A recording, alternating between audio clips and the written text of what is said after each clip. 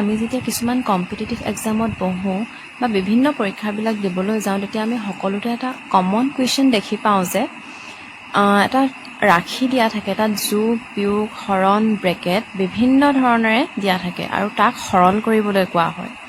তেতিয়া আমি কিছুমানে হয়তো জানে, কিন্তু কিছুমানে কনফিউজনত পৰে যে কেনেকৈ কৰিম আমি, আৰু চবকে দেখা যায় যে সেই ক্ষেত্ৰত ভুল হোৱা দেখা যায়। আমি অপশ্যনটো লাগে যে শুদ্ধ হয়, কিন্তু সঠিককৈ কৰিব নজনাৰ ফলত আমাৰ আনচাৰটো কেতিয়াবা ভুল হৈ যায়। তো তাৰ কাৰণে আমি এটা ৰুল পাওঁ যে সেইটো হৈছে বদমাছ ৰুল। তাৰ বদমাছ ৰুলটোৱে বিৰে ডিন'ট কৰে ব্ৰেকেট অৰ্থাৎ বন্ধনীবিলাক, অ'ৰে ডিন'ট কৰে অফ বা মই অৰ্ডাৰ বুলিও কওঁ।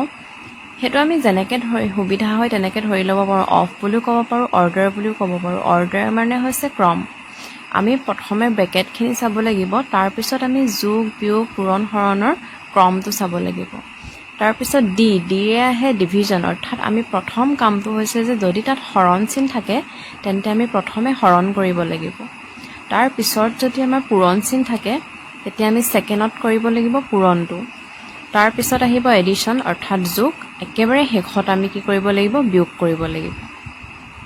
এটা ৰাশি সৰল কৰিবলৈ হ'লে আমি ব্ৰেকেটখিনি অ'পেন কৰিব জানিব লাগিব, অৰ্থাৎ বন্ধনীমুক্ত। আমি প্ৰথমে চাব লাগিব যে কোনটো ৰাশি আটাইতকৈ ভিতৰত আছে, অৰ্থাৎ আমি আটাইতকৈ ভিতৰত থকা ৰাশিটোৰ কামখিনি প্ৰথমে সম্পন্ন কৰিব লাগিব।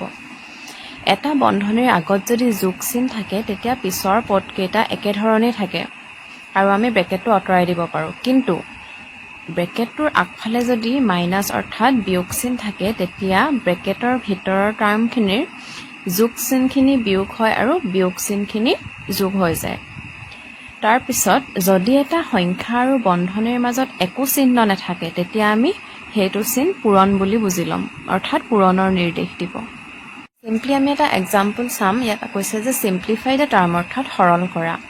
ইয়াত আমি কি কৈছিলোঁ, প্ৰথমে আটাইতকৈ ভিতৰৰ ব্ৰেকেটত থকা কামটো সম্পন্ন কৰিম। ইয়াত আমি দেখিছোঁ যে আটাইতকৈ ভিতৰত আছে 45 হৰণ 15, অৰ্থাৎ 45ক 15ৰে হৰণ কৰিম। আমি কি পালোঁ, 3 পালোঁ, অৰ্থাৎ 90টো একেভাগে থাকিলে -45, দেন এইটো হৰণ কৰি আমি কিমান পালোঁ, 3 পালোঁ। তাৰপিছত আমি ইয়াত কি দেখিছোঁ, আটাইতকৈ ভিতৰত কি আছে, 45 + 3, দেন কিমান হ'ল, এইটো 48 হ'ল।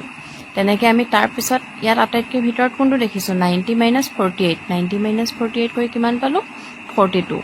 তেনেকৈ লাষ্টত আমি কি পালোঁ, 90 - 42, অৰ্থাৎ আমাৰ আটাইতকৈ শেষত কি আহে, বিয়োগ চিনটো আহে। বিয়োগ কৰি আমি লাষ্টত আনচাৰ কিমান পালোঁ, 48। এনেকৈ আমি এটা টাৰ্ম বা এটা ৰাশি সৰল কৰিব পাৰোঁ। ধন্যবাদ।